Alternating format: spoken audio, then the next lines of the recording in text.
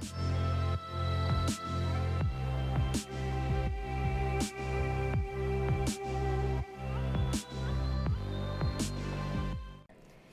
guys, balik lagi ke You Talk episode 2.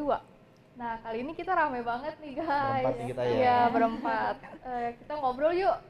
Ngobrol apa nih? Jadi hari ini kan tema kita itu saving smart. Nah, gue mau cerita nih guys. Gue kayaknya belakangan itu gue ngerasa gue kayak boros banget gitu loh. Terus kayaknya susah banget untuk nyimpan uang. Menurut kalian tuh manage uang yang baik versi kalian tuh gimana sih? Kalau gue sih kan kita kantoran nih ya, gaji pasti habis gajian tuh kalau gue sendiri langsung gue tabung sih. Kebetulan tabungan gue ini bisa ada dompet dalam dompet, jadi ya udah langsung gue pos-posin sih untuk keperluan apa. Oh iya kan kita semua kantoran nih. Kalau Santi gimana? Kan Oh iya, Santi Santi jualan benar. tuh. Kalau gue sih kan gue jualan, jadi kalau misalkan dapet untung dari jualan itu biasa gue nggak sisihin sih. Jadi kayak misalkan kalau gue mau beli sesuatu ya gue beli pakai duit itu. Kalau enggak ya udah duitnya ada aja di bank gitu. Terus bisa juga diputerin. Biasa sih gue puterin buat jualan gitu. Kalau gue sendiri sih nggak jauh beda sama Ipin gitu ya. Jadi kayak pas udah dapet gaji bulanan tuh gue langsung posin satu pos buat emang khusus buat rumah gitu ya, gue kasih ke nyokap. Satu pos lagi tuh emang buat kebutuhan bulanan gue sih gitu. Ngomongin tentang nabung ya. Kalau dulu dari sekolah kan udah mulai nabung nggak sih? Kalau gue jujur sih enggak. Gue tipe terus dapat jajannya tuh gue tipe yang kan ada uang jajan tuh ada yang bulanan, mingguan, harian. Gue tuh tipe yang mingguan. Walaupun tuh dapatnya langsung gede gitu, maksudnya nggak gede sih, kayak 100.000 gitu ya. Tapi tetap aja gue nggak mikirin nabung sih, karena mungkin itu buat jajan. Paling nyisihinnya buat isi bensin aja sih, karena gue naik motor waktu itu pas SMA. Kalian sekolah gimana? Kalau gue sih sama tuh mingguan juga gue kalau dapet uang jajan kan. Terus kayak kepikiran nabung sih nggak yang nabung buat jangka panjang gitu ya. Jadi kayak gue nyisihin uang tuh buat hari Minggu biasanya. Biasa pergi gitu sama teman gitu kan. Dan ya emang uang jajan seminggu itu cukup buat tugas, ngeprint, fotokopi segala macam gitu kan. Ya udah sama buat jajan hari Minggu gitu. Jadi udah habis aja seminggu. Gue juga sama sih sama Mia, dapat uang jajan juga per minggu kan. Itu satu sekolah kan lu? Oh iya, itu gue satu sekolah Iya, ya, benar. tugas banyak gitu. Terus dapat uang jajan seminggu ya susah juga sih sebenarnya. Gue nggak nabung sih kayaknya selama sekolah karena kayak kebutuhannya jajan. Terus gue juga naik motor kan isi bensin. Nah kalau gue tuh kalau bisa kayak misalkan buat tugas terus fotokopi segala macem bikin clipping, gue nggak minta lagi sama nyokap gue, tapi gue pakai dari uang jajan yang udah dikasih gitu. Kalau Santi gimana sih? Kalau gue beda sih. Kalau gue dapetnya setiap hari, jadinya Harian ya? harian tuh dapet. Tapi mingguannya juga nggak dapet juga sih, cuma harian aja. Nah kalau misalkan duit jajan di sekolah misalkan nggak habis, baru gue nabung. Nabungnya sih bukan yang diharuskan nabung setiap hari harus nabung gitu. Jadi kalau misalkan ada sisa aja gue tabung. Kalau nggak ada sisa ya udah paling habis gitu buat di sekolah.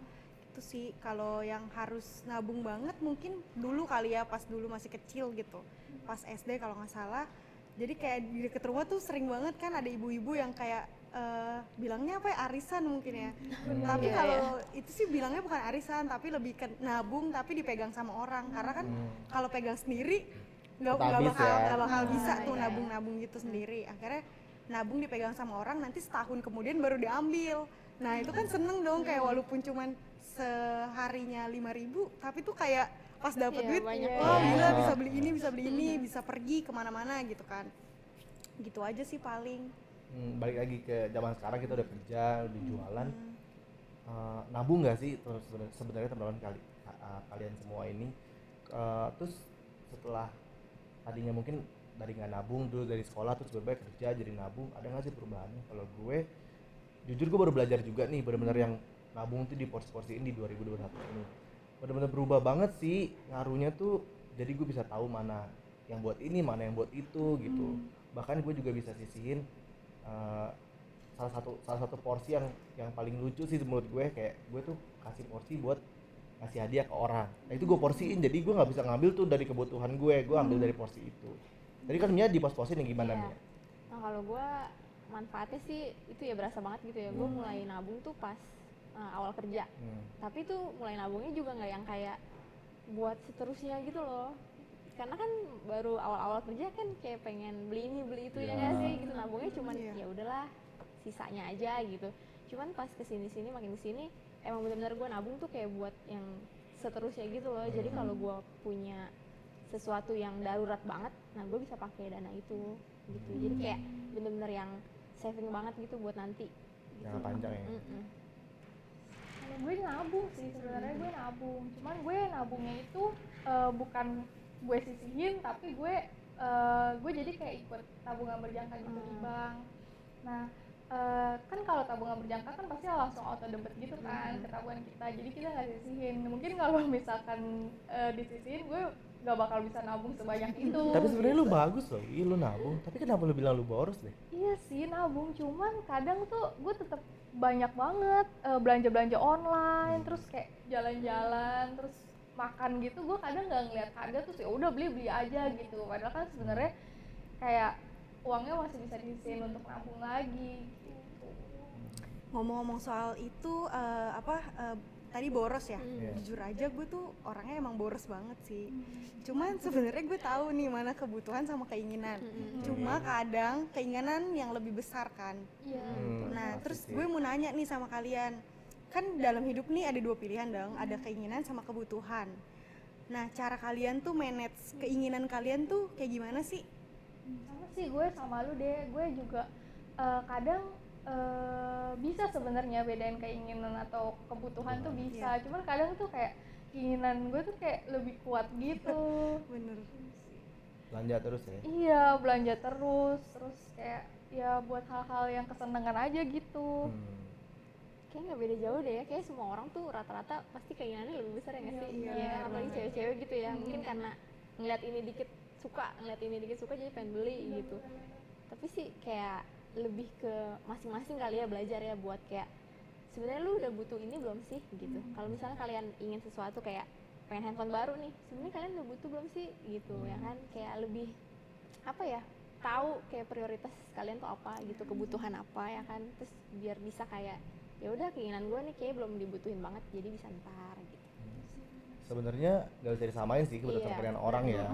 Cuman gue juga nggak mau stereotip antara cewek dan cowok. Tapi emang cewek emang lebih banyak sih ya kalau untuk belanja-belanja gitu. Bener. Tapi kalau gue sendiri, gue tuh kebutuhan tuh pasti kan tetap ada kan, selalu ada. Keinginan juga makan lebih besar tadi kalian boleh gue sebut. Kalau gue sendiri gue udah bener-bener gue porsiin gitu, jadi kebutuhan tetap ada, jajan tetap ada. Jadi kalau emang di bulan itu gue mau beli apa, mau jajan apa, dan udah habis, tapi gue masih mau jajan ya nggak bisa. Gue mesti jajannya bulan depan lagi karena udah gue porsiin. Itu jadi bener-bener antara kebutuhan keinginan gue bisa bedain dan gue tahu porsinya sih. Kayak bisa lu kontrol gitu ya. Bisa gue kontrol bener gitu. Jadi ya tinggal sedikit nih, ya udah lu atur aja deh selama sebulan itu. Kalau masih tengah bulan ya siap-siap aja lu ya makan mie instan akhir bulan gitu. Nah, kan apalagi di masa pandemi nih gitu ya kan, kita udah setahun gitu ya udah pandemi terus gitu. Nah, pasti kan beberapa orang ada yang kena PHK, kena potong Iya, gaji benar. gitu kan. Nah, kalian tuh ngalamin nggak sih gitu? Dan gimana cara kalian di saat pandemi kayak gini yang masih berjalan ini, gimana sih cara ngatur keinginan kalian gitu?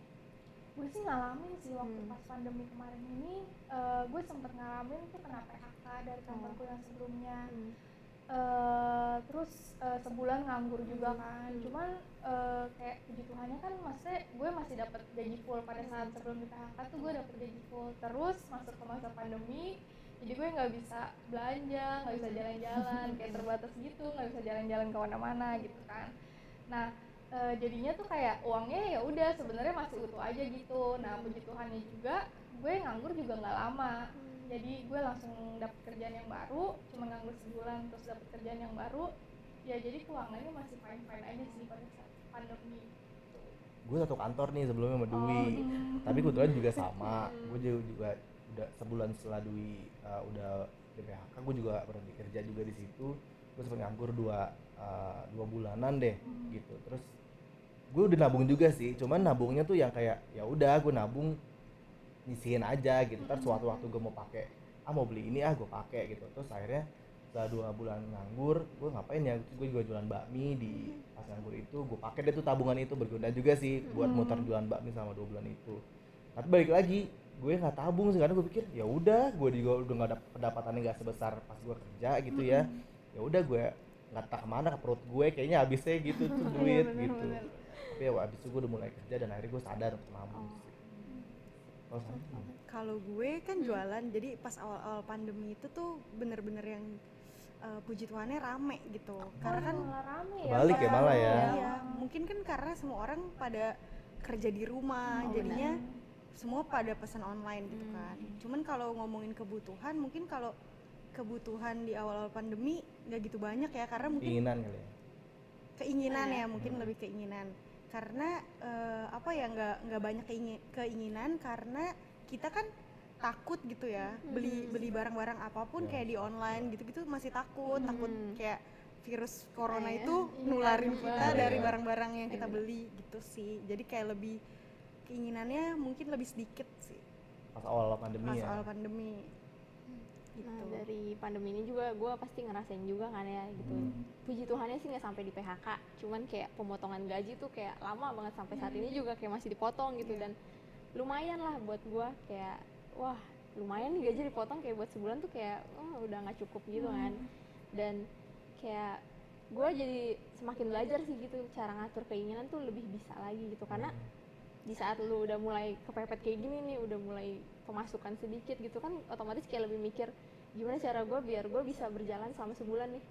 Gue nggak Kebutuhan kan tetap jalan ya. bener, kayak gue harus bisa biar gue nggak nyusahin orang lain juga ya dong, karena kan lu punya uang tuh kayak cuman sedikit nih, ngepas banget, terus kebutuhan tetap berjalan dan nggak turun-turun ya nggak sih, kebutuhan apapun tetap naik kan.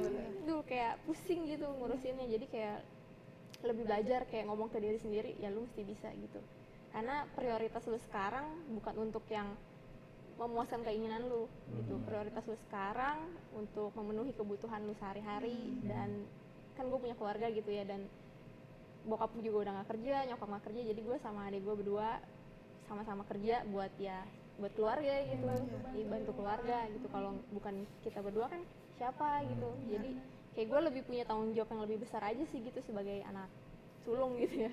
Punya tanggung jawab yang lebih besar buat gue bisa backup kebutuhan keluarga gue gitu. Jadi dari situ juga kayak lebih banyak belajar, lebih bisa mengontrol lagi sih, kayak yang Ipin tadi bilang, ngontrol. Nah terus gue dapet satu peneguhan kali ya dari sharing firman Tuhan tentang krisis gitu, tentang krisis di kehidupan. Nah hamba Tuhan ini bilang kayak krisis itu mulai terjadi saat kalian membandingkan diri kalian sama kehidupan orang lain. Gitu. Karena kan keadaan tiap orang beda dong, pastinya kan. Senangnya orang beda sama senangnya kita, susahnya orang juga beda sama susahnya kita kan. Tapi gimana cara kita bisa ngelihat dan bisa menerima keadaan kita yang kayak gini, di antara banyak orang yang kayak terlihat bahagia ya nggak sih? Iya kan, di sosmed kayak senang gitu. Gimana sih cara kita buat kita tuh nggak krisis terus di satu titik itu loh gitu. Jadi dia kasih 3 tips nih. Tips pertama itu pasti harus berpikir positif ya dong, kita harus mikir positif biar kayak auranya tuh bagus gitu ya. Pikiran kita juga kan jadi lebih jalannya bagus gitu. Dan yang pasti percaya sama rencana Tuhan ya dong, karena ya selama kita hidup sampai saat ini kan kita pasti kan ngerasain kayak campur tangan Tuhan banget nggak sih? Ya kan, kayak kita udah ngerasa oh ya Tuhan selalu baik lah buat kita, walaupun kita kayak hidupnya kurang gitu ya kan, kayak masih banyak hal-hal yang perlu diperbaiki gitu. Cuman yang harus dipercaya sih itu, karena Tuhan sendiri kan udah bilang nih di Yeremia 29 ayat 11 ya kan, kayak nggak asing juga nih ya buat teman-teman juga gitu. Nih gue bacain deh biar makin berasa ya. Di Yeremia 29 ayat 11, sebab aku ini mengetahui rancangan-rancangan apa yang ada padaku mengenai kamu. Demikianlah firman Tuhan, yaitu rancangan damai sejahtera dan bukan rancangan kecelakaan, untuk memberikan kepadamu hari depan yang penuh harapan. Amin ya. Kita pasti percaya banget nih gitu, kayak Tuhan aja udah nulisin itu buat kita gitu. Tuhan udah ngejanjiin kayak masa depan kita tuh pasti yang terbaik gitu. Pasti Tuhan kasih yang terbaik, jadi gak usah takut, gak usah kayak cengeng gitu untuk saat-saat sulit sekarang gitu ya. Jangan kayak memaksakan keadaan lu, kalau lu nggak bisa ya udah nggak usah gitu. Terus tips kedua tuh kalian mesti terima keadaan, menerima keadaan yang benar-benar menerima ya, bukan kayak pasrah gimana sih? Ya udah. Iya ya udahlah gitu, keadaan gue emang kayak gini, terus kayak udah nggak berusaha apa-apa gitu, nggak juga gitu. Menerima di sini tuh dalam artian kayak kita lebih oh ya gitu, berserah sama Tuhan, kita tetap percaya kita tetap ngejalanin juga, tetap usaha juga gimana caranya biar kita bisa bangkit dari keadaan sulit saat ini gitu. Dan ketiga, kita mesti fokus sama yang sedang berjalan sekarang, sama fokus sama yang akan berjalan ke depan.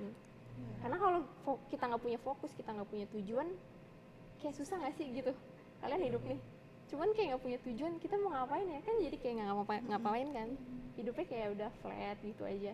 Tapi kalau kita punya fokus, kita punya tujuan, apa yang bakal kita raih tuh nantinya, apa yang kita bakal jalanin ke depannya tuh bakal lebih tertata sih menurut gue gitu. Dan kita nggak bakal ngalamin krisis berkepanjangan gitu loh menurut gue gitu.